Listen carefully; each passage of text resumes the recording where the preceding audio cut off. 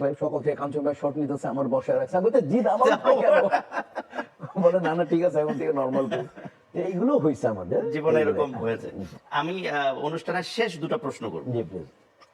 দুটো জুটি নিয়ে প্রশ্ন করব। জি। জুটি বলতে এরকম যে একটা হচ্ছে যখন মিশা সওদাগর তুঙ্গে, জি। মিশা সওদাগর এখনো তুঙ্গে, জি। আমরা সৃষ্টিকর্তার কাছে এই দোয়াটাই করি যে তার বৃহস্পতি এরকমই তুঙ্গে থাকুক বাকি জীবন। কিন্তু একটা সময় এরকম আসলো যে আরেকজন ভিলেনের আগমন ঘটলেও ডিপজল সাহেব, জি। এবং ডিপজল সাহেবকে নিয়ে আলোচনা শুরু হলো, সমালোচনাও শুরু হলো। তার একটা আলাদা প্যাটার্ন আসলো, ভিলেনাস প্যাটার্ন, এবং তার আম, একক বড় বড় ছবি ছাপানো হলো, পোস্টার করা হলো তাকে জি। নিয়ে।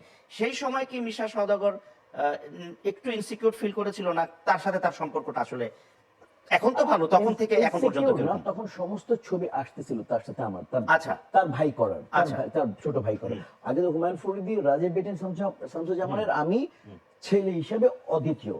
এমন সময় ডিপজল ভাই করলেন তেজে দিয়ে, একেবারে নতুন একটা, তার একটা কথা বলার pattern, স্টাইল হ্যাঁ। আলাদা, বডি ল্যাঙ্গুয়েজ আলাদা।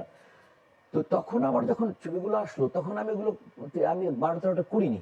আচ্ছা।